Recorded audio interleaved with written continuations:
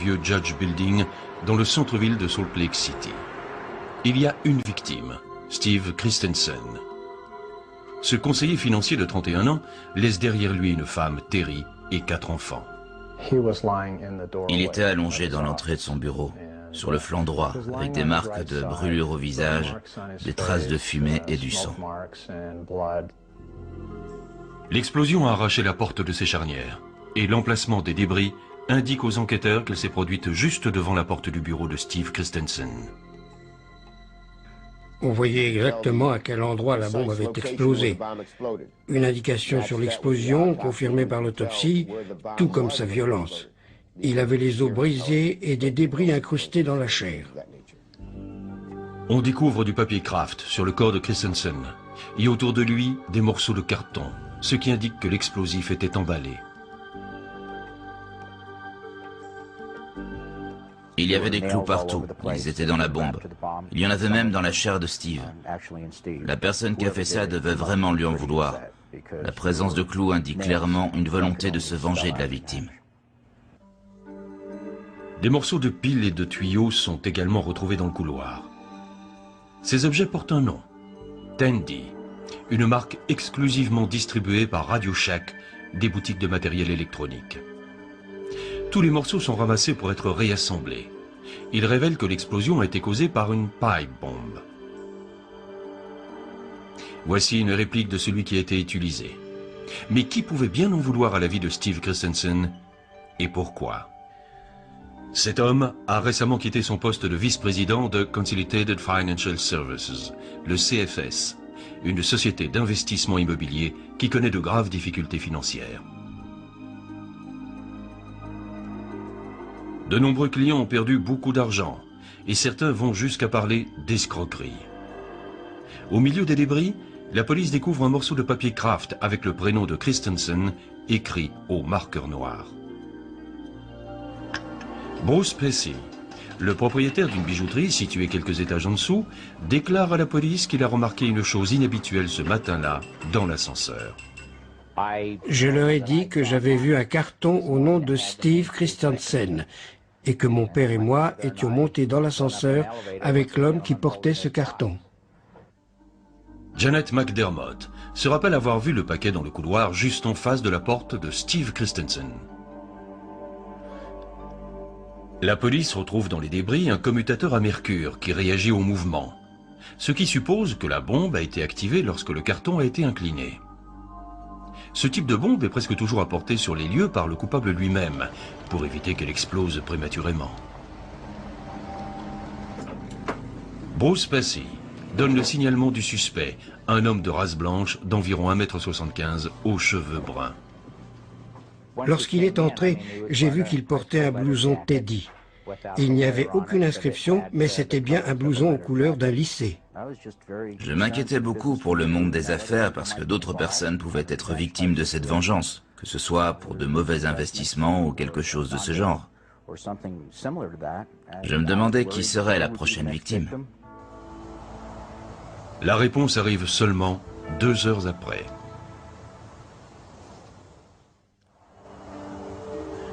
Deux heures après l'assassinat de Steve Christensen, une nouvelle explosion se produit de l'autre côté de la ville.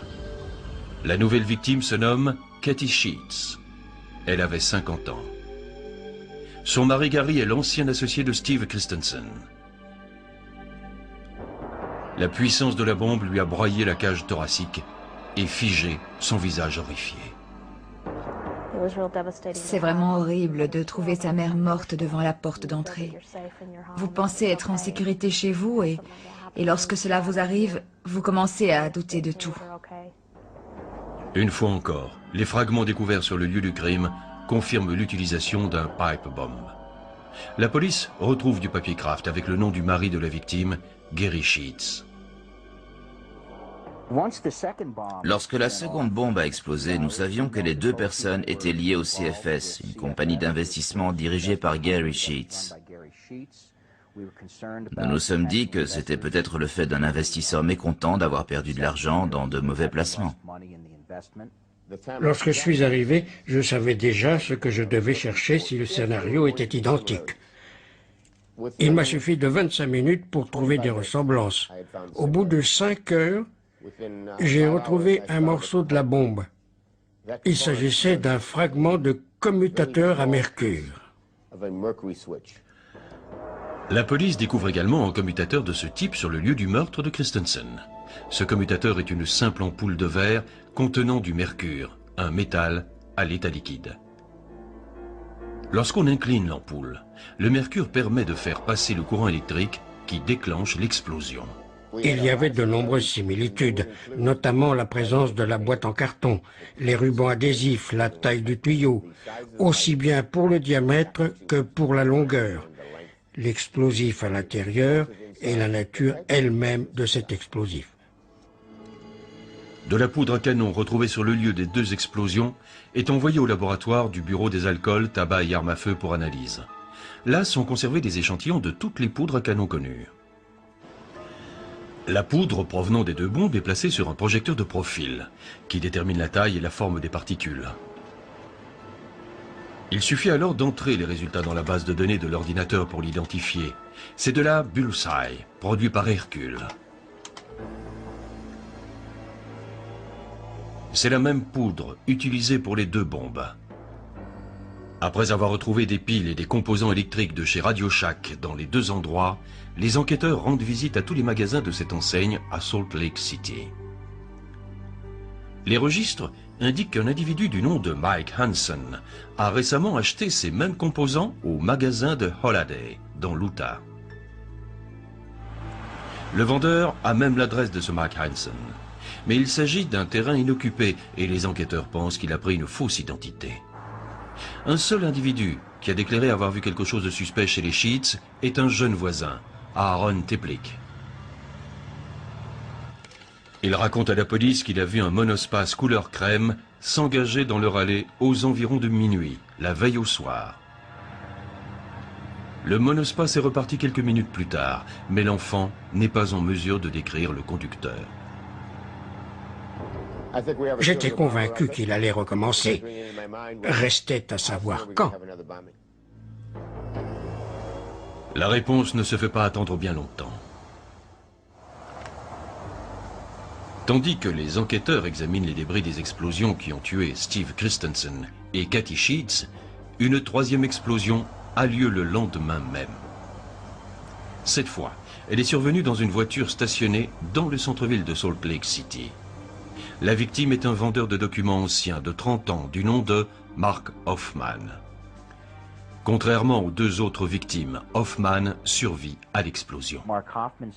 Mark Hoffman nous a dit qu'au moment d'ouvrir la portière, le paquet est tombé du siège et qu'en tombant au sol, il a explosé et l'a blessé. Les blessures d'Hoffman sont graves. Il a 2 doigts coupés. Une partie de sa rotule droite a été arrachée et un morceau de métal est planté dans son genou. J'ai pris la décision, avant d'aller voir la voiture, de faire un quadrillage des fouilles. J'ai pris de la craie et du ruban adhésif et j'ai quadrillé tout un secteur. Chaque case a reçu un chiffre. Ensuite, j'ai ramassé chaque débris que j'ai mis dans un sac. La plupart des indices à l'intérieur de la voiture ont été détruits par les pompiers. Mais la fouille révèle qu'il s'agit d'un pipe bomb, réalisé de la même manière que les 2 autres. On retrouve des restes de piles et de composants électriques de Radio Shack, et on identifie des résidus de poudre sur le siège comme étant de la Bullseye de Hercule, le même type de poudre utilisé pour les 2 autres bombes. Mark Hoffman n'a aucun lien avec le CFS. C'est un expert en manuscrits rares, réputé et respecté, qui s'est spécialisé dans les manuscrits et les vieux billets de banque mormons. Mais Mark Hoffman et Steve Christensen se connaissaient. Christensen collectionnait les manuscrits et les livres rares et lui en avait acheté plusieurs ces dernières années.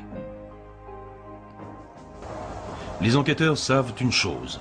Les bombes qui ont tué Steve Christensen, Kathy Sheets et gravement blessé Mark Hoffman ont toutes été confectionnées par la même personne. Ils savent également que certains indices à l'intérieur de la voiture d'Hoffman contredisent la version qu'il a donnée à la police. Il a affirmé que quelqu'un a déposé un colis sur le siège de sa voiture et que lorsqu'il a ouvert sa portière, ce colis est tombé sur le plancher avant d'exploser. Mais lorsque une telle bombe explose, les deux bouchons placés aux deux extrémités du tube partent en ligne droite.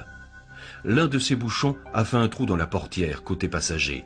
L'autre bouchon a lui été retrouvé dans le genou de Mark Hoffman. Ce détail important indique aux enquêteurs que la bombe n'a pas explosé sur le plancher de la voiture, comme l'a déclaré Hoffman. Ça ne correspondait pas à l'explosion.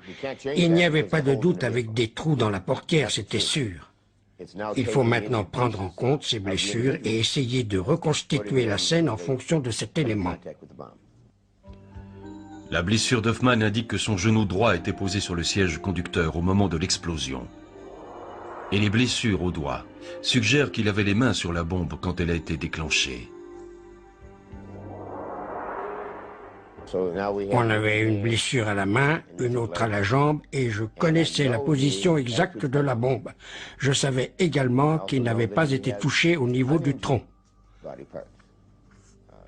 L'autre jambe était intacte. Il n'y avait même pas de traces de brûlure. Une partie de son corps était donc dans la voiture et l'autre à l'extérieur. L'étude des explosions de pipe bombes montre qu'elles créent un cratère circulaire à l'endroit exact où elles explosent.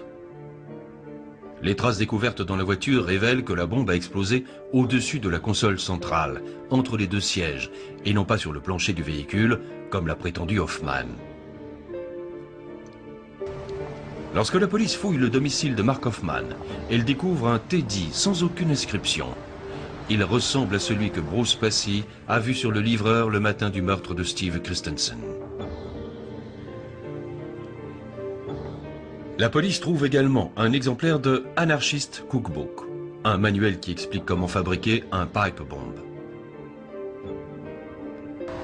Plus important encore, la police constate qu'Hoffman possède un monospace de couleur crème, semblable à celui que le jeune adolescent a vu s'engager dans l'allée des Sheets la nuit précédant le deuxième meurtre. À l'intérieur de ce minivan, elle trouve une seule particule de poudre à canon. L'analyse révèle qu'il s'agit de Bullseye, de marque Hercule, la même poudre que celle utilisée pour les pipe bombes. On ne voyait pas pourquoi Mark Hoffman, s'il était le coupable, aurait tué son associé et ami Steve Christensen. Et à notre connaissance, il n'avait jamais rencontré Kathleen Sheets. Il se présente à la police comme une victime et passe même au détecteur de mensonges pour prouver son innocence. Il est passé au détecteur de mensonges et il s'en est sorti haut la main. Pas le moindre doute. Il a plusieurs fois affirmé qu'il était franc et qu'il n'avait rien à voir avec ces meurtres. Mark Hoffman est-il la nouvelle et innocente victime d'un tueur en série? Ou est-il l'auteur des bombes? La troisième, l'ayant blessé accidentellement en explosant plus tôt que prévu. Les policiers doivent explorer les deux hypothèses et rassembler les preuves. En enquêtant sur son passé, ils découvrent bientôt qu'Hoffman a été élevé dans une famille affiliée à l'Église de Jésus-Christ des Saints des Derniers Jours, autrement dit, à l'Église mormon. À ce titre, il a séjourné 2 ans dans un séminaire pour acquérir une formation de missionnaire. Pour autant, possédant de bonnes connaissances en histoire, Hoffman n'a jamais adhéré à la thèse officielle qui prétend que Joseph Smith, le fondateur de la secte, aurait reçu d'un ange un livre sacré, le livre des Mormons, dont l'origine remonterait aux Hébreux. À ce désaccord fondamental vient s'ajouter le souvenir douloureux de sa grand-mère, épouse d'un polygame mormon et honte de la famille. Enfin, je vous rappelle qu'avant son abolition en 1890, c'est vieux, la polygamie n'était pratiquée que par environ 4% des Mormons. Bientôt, la haine de Hoffman à l'égard de la secte devient telle que lorsqu'il quitte la mission et se lance dans le négoce des autographes et des antiquités, il prend un malin plaisir à mettre sur le marché des documents mormons inconnus qui contredisent l'idéologie officielle. Détail plaisant, ces vieux manuscrits soi-disant retrouvés sont vendus à un bon prix à la secte, et Hoffman acquiert une certaine célébrité.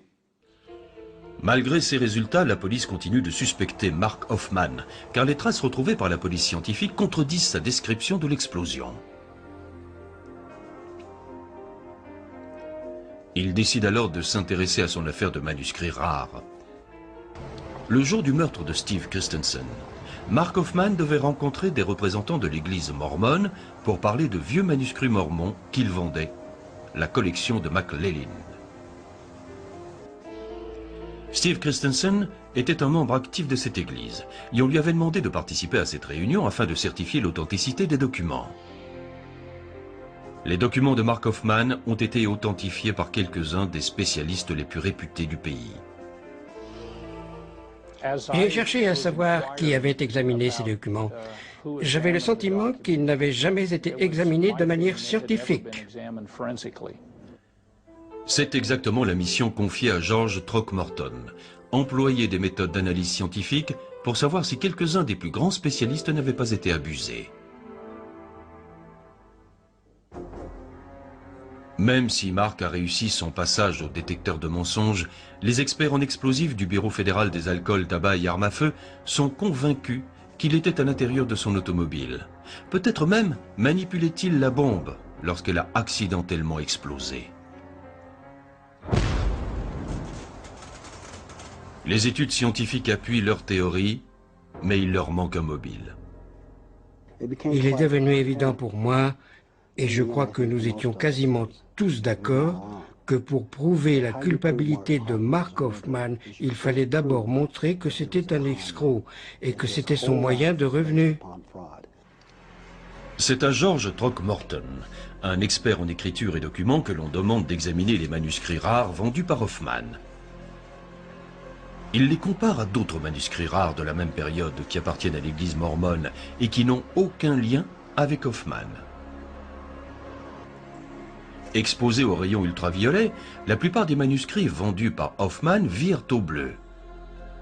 Ce n'est cependant pas le cas avec les manuscrits achetés par l'Église à d'autres négociants. Au microscope, Throckmorton constate que l'encre sur le manuscrit d'Hoffman est orientée dans une direction. Sur les autres manuscrits, elle est absorbée uniformément par le papier et elle s'étale dans toutes les directions. Throckmorton découvre également des craquelures dans l'encre des documents vendus par Hoffman, une particularité qu'il ne relève sur aucun autre document.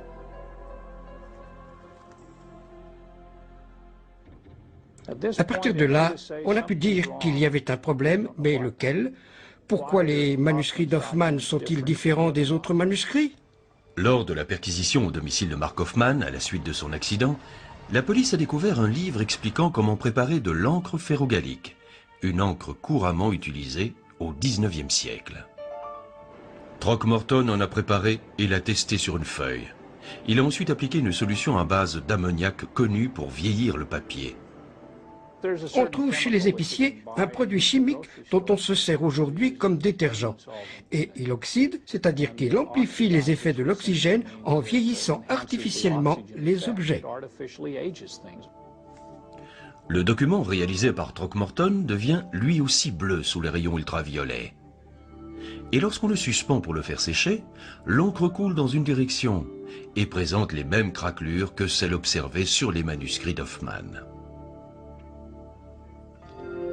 Pour finir, notre expert se penche sur le Serment d'un homme libre, considéré comme le plus vieux document imprimé aux États-Unis. C'est un document que Mark Hoffman a prétendu avoir acheté chez un bouquiniste et dont le prix était évalué à plus d'1 million de dollars. Il a été authentifié à la fois par la Bibliothèque du Congrès et le FBI. En l'étudiant de près, Throckmorton découvre une curieuse anomalie. La lettre M présente un léger défaut. Cet infime défaut n'était causé ni par le temps, ni par un problème d'impression. Il était survenu lors du développement du film. Ce document avait donc été obtenu à partir d'un film photographique. Ce défaut ressemble à une émulsion sur un négatif. Cette technique moderne d'impression n'existait pas en 1638, l'année d'impression du Serment d'un homme libre. C'était donc un faux. déjà suspecté d'être l'auteur d'un double meurtre par explosif, Mark Hoffman est-il aussi un escroc et un faussaire de génie? Il semble que ce soit le cas. Pour nuire aux dirigeants d'une église qu'il méprise, Hoffman a imaginé de leur vendre de faux manuscrits qui dénigrent le caractère prophétique et sacré des textes fondateurs. Et les imitations du contrefacteur sont tellement parfaites qu'il parvient à duper les meilleurs experts en documents anciens, comme Daniel Lombardo, le spécialiste d'Emily Dixon, à qui il vend sans difficulté un faux poème inédit de la poétesse. Même Kenneth Randall, celui qui a démontré que les carnets d'Hitler étaient faux, se laisse berner. Plus tard, les uns et les autres diront que Mark Hoffman était le faussaire le plus doué qu'ils aient jamais rencontré. Et aujourd'hui, les livres falsifiés de Hoffman sont devenus des pièces de collection très recherchées. Au domicile d'Hoffman, la police découvre un reçu d'une société d'imprimerie de l'Utah. Il concerne une planche d'impression pour le sermon d'un homme libre.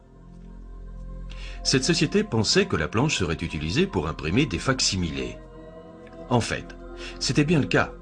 Hoffman a pris la planche, l'a enduite de son encre et d'une vieille feuille de papier pour réaliser son faux. Puis il l'a mis en vente en le présentant comme l'original. Le reçu est adressé à Mike Hanson, mais il indique le numéro de téléphone de Mark Hoffman. C'est le même nom que celui utilisé chez Radio Shack pour acheter les composants de la bombe. L'examen scientifique du document révèle qu'Hoffman est un escroc et un faussaire. On a rendu visite à Charlie Hamilton. C'est une personne très intéressante qui a écrit plusieurs livres sur l'authentification. C'est grâce à ces livres que Mark a découvert la recette de cette encre. Charlie Hamilton connaissait Mark. Il avait authentifié pour lui la lettre de Josiah Stowell. Mais dès qu'il l'a observé au microscope, il a déclaré « J'ai été dupé !» Mark Hoffman a réussi à duper des experts de renommée mondiale en utilisant des pages blanches de vieux livres arrachés à la bibliothèque de l'université de l'Utah. Il a ensuite utilisé de l'encre ferrogallique pour fabriquer ses documents. Après avoir vérifié l'âge du papier et l'encre, les experts estiment qu'il correspondait à la période concernée et ont conclu que les documents sont authentiques. C'était le mobile du meurtre. Ça ne fait aucun doute. Bien qu'il gagne très bien sa vie, en négociant des fortunes les faux documents qu'il fabrique, Hoffman a bientôt de graves problèmes d'argent. Pour y faire face, il imagine la collection McClellan, des documents rarissimes écrits au XIXe siècle par le premier dissident de l'église mormone. Il prend contact avec Christensen, lui-même en faillite. Ce dernier doit faciliter la vente d'un montant de 185 000 € et s'octroyer un pourcentage. Hoffman se met au travail, mais la tâche est plus ardue qu'il ne l'avait imaginé. Incapable de livrer à temps les documents aux acheteurs de la secte et de peur d'être démasqué s'il ne fait pas rapidement diversion, Hoffman fait exploser sa première bombe et tue Christensen. Mais son plan marche si bien que les Mormons ne se sentent pas menacés et lui fixent aussitôt un second rendez-vous. Pour différer une nouvelle fois la vente, le faussaire active un deuxième engin et confectionne déjà le troisième à la hâte. Nous connaissons la suite. Le ministère public croit que Steve Christensen avait tout découvert et qu'il s'apprêtait à révéler publiquement que c'était un imposteur et peut-être même un faussaire. Hoffman s'en est douté et a décidé d'assassiner Steve Christensen à l'aide d'un pipe bomb. Mais Hoffman voulait que son crime passe pour un assassinat lié au monde des affaires. Il a donc déposé un colis piégé chez l'ancien associé de Christensen, Gary Sheets, dans le but de faire diversion. L'adolescent qui vit de l'autre côté de la rue a vu un monospace semblable à celui d'Hoffman s'engager dans l'allée des Sheets aux alentours de minuit.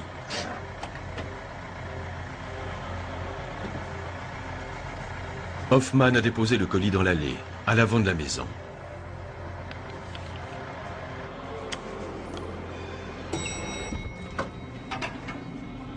Le lendemain matin, Il a déposé l'autre bombe devant le bureau de Steve Christensen. Il contenait plus de 100 clous en acier. Il ne fait aucun doute que son intention était de tuer et non pas de blesser. Le propriétaire de la bijouterie a identifié Mark Hoffman comme étant l'homme au Teddy. Il portait un paquet adressé à Steve Christensen.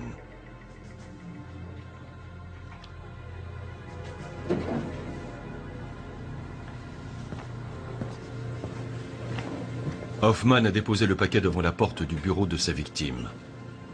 La bombe était équipée d'un commutateur à mercure qui devait déclencher l'explosion dès que le colis serait basculé à un angle de 45 degrés. Bonne journée, Steve. À son arrivée, Steve Christensen a ramassé le paquet.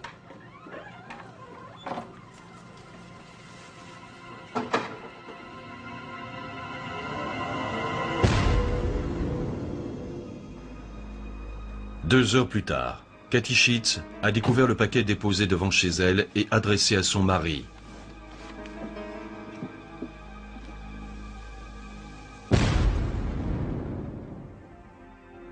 L'expertise du véhicule a indiqué aux enquêteurs que Mark Hoffman était dans sa voiture lors de l'explosion accidentelle, mais ils ne savent pas à qui était destinée cette troisième bombe. Hoffman est arrêté et inculpé de meurtre, d'escroquerie et de faux, et d'usage de faux. Il plaide coupable d'homicide volontaire et est condamné. Un comité de probation recommande son incarcération à vie. Curieusement, la plupart des faux d'Hoffman sont encore sur le marché. Tous les documents que j'ai inspectés étaient faux ou retouchés pour acquérir de la valeur. Et j'en ai examiné 600. Chacun d'entre eux était faux. Il n'a jamais vendu un seul document authentique. Cet appât du gain a fait de ce vendeur de documents anciens d'un naturel doux un meurtrier. Je pense que Mark est probablement le pire personnage que j'ai rencontré. Les poseurs de bombes sont vraiment des gens terrifiants. Ce n'est pas seulement vous qu'ils visent, mais le plus de monde possible. Est-il courant qu'un poseur de bombes se fasse exploser en manipulant l'une de ces bombes? C'est malheureusement trop rare. Jugé pour 30 crimes, dont 2 meurtres, Hoffman plaide coupable pour s'éviter la peine de mort. Et il réussit à n'obtenir qu'une peine de détention et offre au procureur un rapport de 400 pages dans lequel il détaille ses techniques de contrefaçon, mais refuse d'évoquer les meurtres. En janvier 1988, après 1 an de prison, il comparaît devant les membres d'une commission dans l'espoir de bénéficier d'une mise en liberté conditionnelle. Mais sa tentative échoue. Dépité, il tente alors de se suicider à 2 reprises en ingérant des drogues, mais sans y parvenir. Cette même année, sa femme, mère de ses 4 enfants, obtient le divorce sans difficulté. Ainsi, c'est parce qu'il était en retard pour achever la contrefaçon de ces documents destinés à gruger des responsables mormons que Mark Hoffman s'est précipité tête baissée dans une spirale infernale responsable de la mort de 2 innocents. Avouez que le mobile de certains crimes est parfois peu banal.